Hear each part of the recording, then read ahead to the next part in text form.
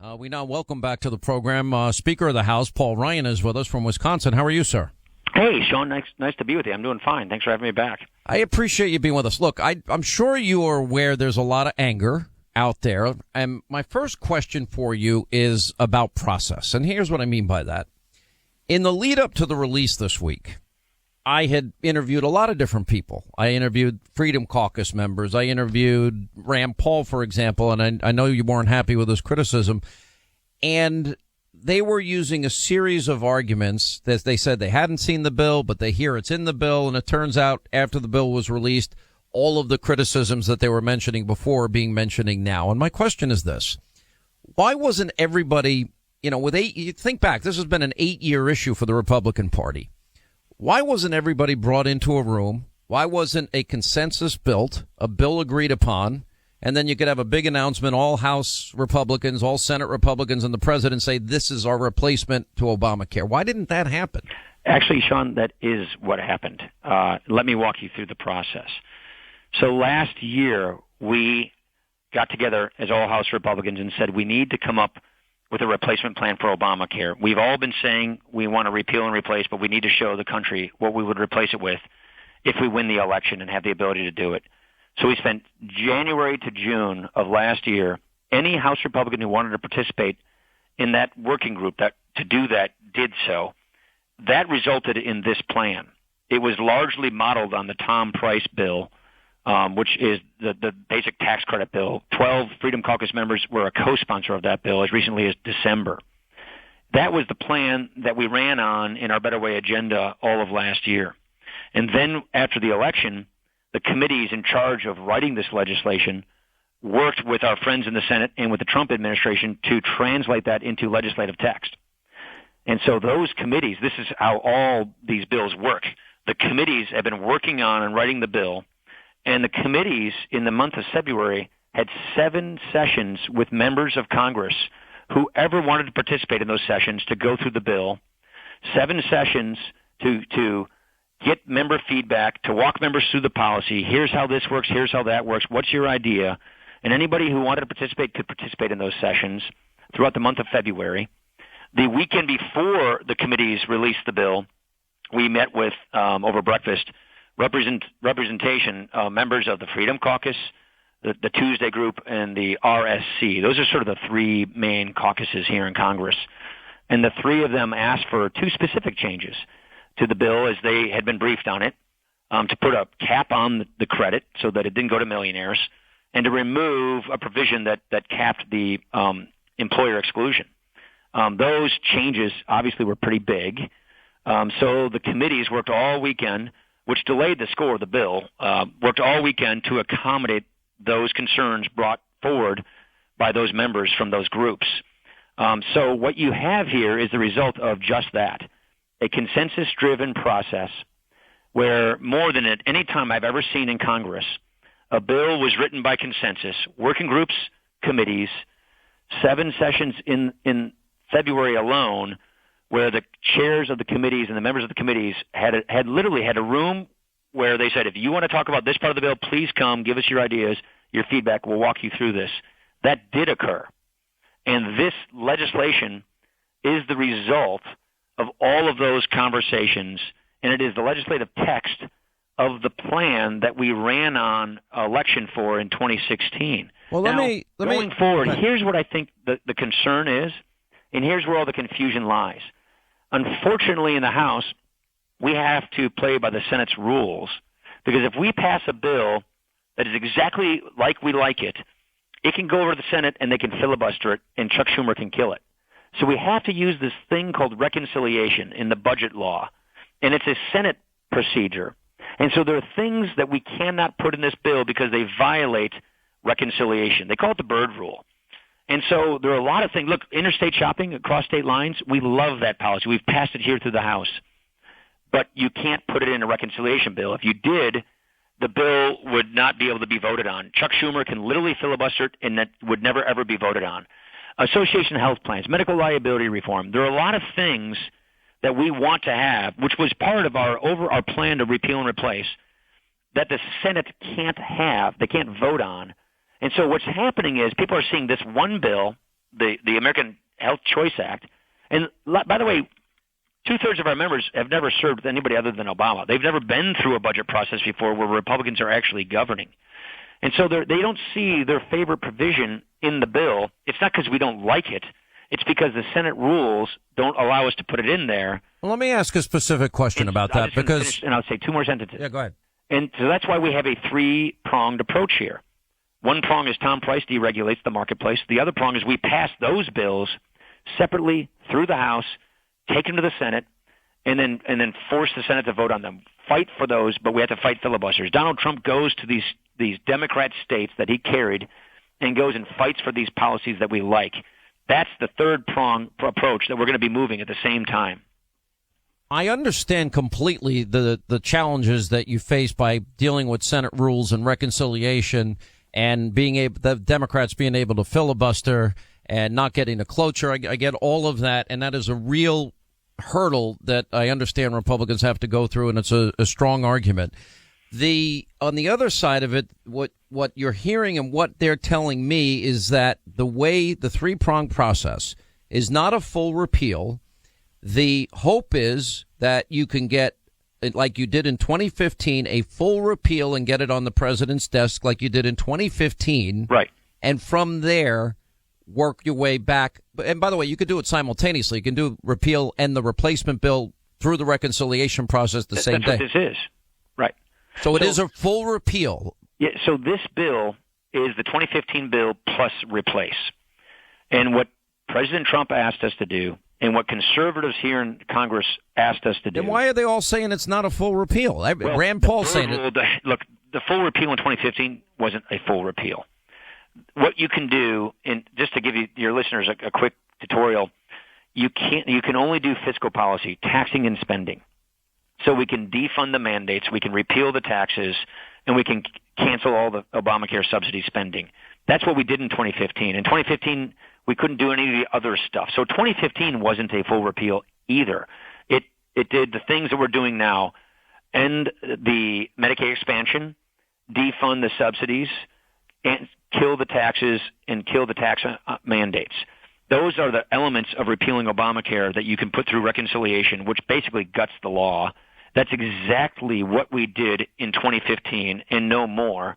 And this bill, we added our replace policy. That's the only difference here is we basically said, because President Trump and House Republicans said, we're going to get one crack at this.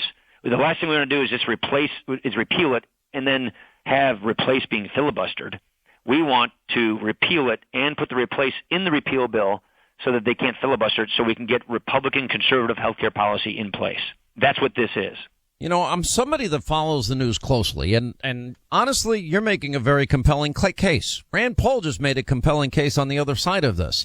Well, I love Rand. He's a good guy. I think he's just... Well, he has a bill with the Freedom Caucus, but I don't want to get into personalities here, because what I'm looking for really is a solution.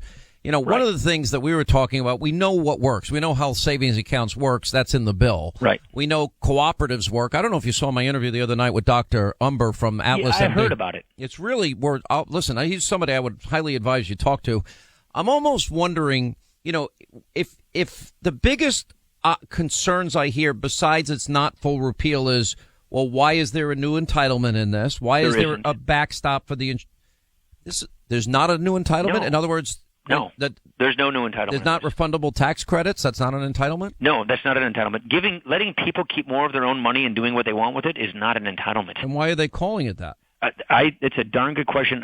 For the life of me, if you think letting people keep more of their own money and letting them do what they want with it is an entitlement, then you must believe that this is Washington's money. Rand Paul's bill has a tax credit in it. All of these. This is the Tom Price bill that 12 Freedom Caucus members were the co-sponsor of, that this is. So I don't, for the life of me, understand why a person would say giving taxpayers tax credits is an entitlement. I mean, the president just said he wants tax credits for school choice. Is there a backstop in the bill for insurance companies if they're claiming they don't make enough money? No, we have reinsurance, which we've all, as Republicans, believed in, which is we have states set up risk and reinsurance pools. We've always, as conservatives, believed the smarter policy for people with pre-existing conditions is to set up risk pools in the states which directly subsidize and control the cost for really expensive people with pre-existing conditions, like people with cancer, because when you do that, you dramatically lower the cost of health insurance for everybody else. 1% of the people buying health care in America are under 65 drive 23% of the costs. So Republicans have always believed. We had this in Wisconsin. Scott Walker had a great risk pool set up. Obamacare abolished it. They had a great one in Utah. Obamacare abolished it. Washington State, Obamacare abolished it. So we've always believed in having risk pools set up at the states, which this bill does, to deal with a person with pre-existing conditions. Let me just say it this way. You got a business with 40 employees, 4 of them get cancer, the rates go way up through the roof for those 40 people. If risk pools at your state kick in and cover those cancer costs for those 4 people, the rates dramatically stabilize. Now going forward, the insurance in those states don't have to price in the fact that people might get cancer because the risk pools cover it. That is this conservative Republican solution that's been out there for 20 years on how to solve this problem instead of a government mandate. Does the GO plan, as is reported today, order insurers to charge people 30% more if they're uninsured for 63 days? It's COBRA. So that's how it works. When people leave their employer's plan and go to another employer plan, they've got a certain window of time, I think it's 30 days, to go from one to the other without being discriminated against based on their health. We're extending those COBRA privileges over to the individual market. If we did not do that, and you let people just go uninsured forever, and then they can buy the insurance whenever they want to, after they get sick, then you're going to crank up insurance costs. You will destroy the individual market, which is what's happening now. Obama opened the enrollment period for health care for a whole year, meaning wait until you're sick, then buy the insurance. It's like the equivalent of saying, I'm going to buy the homeowner's insurance when my house catches fire and not before. So you have to have a limit on when you switch plans, go from one plan to another, but you don't want to discriminate against a person who is an unhealthy person from switching plans. You understand my point? Yep. Let me ask this. I actually believe that, I think you laid out a pretty strong case that there was an opportunity for some of these people to get their points across, et cetera. And several. And by the way, we're still doing it. No. I understand the 3-phase aspect of it, which actually made me feel better because there's certain things in this that I was not particularly happy with. I happen to believe that the answer happens to lie in healthcare savings accounts. You're definitely going to have to be able to answer the Democratic charge that you want old people and young people to die. Right. You're definitely going to have these cooperatives. In the case of this guy in Wichita, Kansas, it's pretty amazing. I'll put you in touch with him if you like. But an adult pays $50 a month. A kid pays $10 a month. Unlimited care. He directly negotiates with the pharmaceutical companies at a 95% discounts, distributes it personally to his own patients. And the other part of it is it's usually coupled with catastrophic insurance with a, $5,000 deductible, maybe more if God forbid you have an accident, a heart attack, or get cancer. Here, let me ask a question. Because I'm listening to you and I listen to the Freedom Caucus guys and their criticism and Rand's criticism. I just wonder if it would be helpful. And I'm not saying this in any cynical way. If I came down to Washington and we could put you guys in a room and have this discussion because you're telling me one thing and they're telling me something directly the opposite. By the way, I appreciate the sentiment and the offer. We're doing that. You are doing well. Good then. It's a little puzzling. Yeah, the president just had some of those guys down for lunch today. Yeah. By the way, this is the president's plan. We've been working with him hand in glove the whole year. So it seems that but because you can't get this bill passed without the Freedom Caucus, you can't get it done without the senators that I mentioned. So if there's not some type of reconciliation on this and some type of agreement here, that means the president's first important legislative agenda item is a failure. And that can't happen. And so what's happening here, I think, I would rather people speak together instead of kind of go to the microphones and try and negotiate that way. What's happening is people have never been through the reconciliation process, and they don't like the answer that you get from the Senate, which I don't either, that how the rules work. You said Association of Health Plans. I love Association of Health Plans. I think it's a huge market mover. let the farmer buy his insurance through the American Farm Bureau plan so he can buy his insurance through a buying bulk power of all farmers in America. It's a great idea. I love the idea of you guys meeting. I love the idea. The problem is you cannot put it in reconciliation. So guess what? We're bringing that bill to the floor the same week we're doing reconciliation. That's part of the three. Yeah, exactly. So well, can I ask this? Because if when they're saying that there's a new entitlement, when they're saying that some of the Obamacare mandates and taxes exist, when they say that there's a backstop for insurance companies, when they're saying there's new entitlements, when they're saying that they weren't allowed opportunities to collaborate, when I'm getting two different sides of the story here, I just am hopeful that maybe there would be a good idea if I come down and we could do one session publicly so that you guys sit in a room very peacefully, very civilly, and that we have a discussion and let the American people in on it so they can decide. Because I could tell you right now, there's more people that are so angry writing me every hour of every day. And I'm sure if I'm getting it, you've got to be getting it. Yeah, I mean, what's frustrating is we've been having these meetings all year long. We're going to keep having them.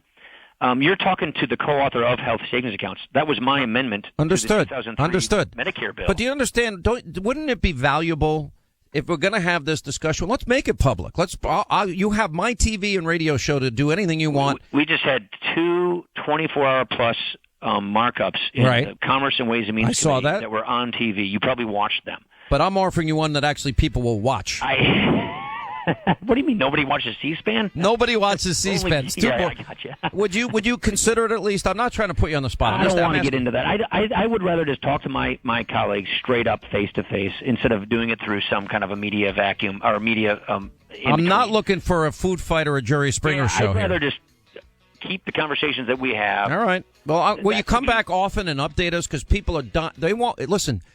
Not only when you repeal it and replace it, you guys own it. It's got to work.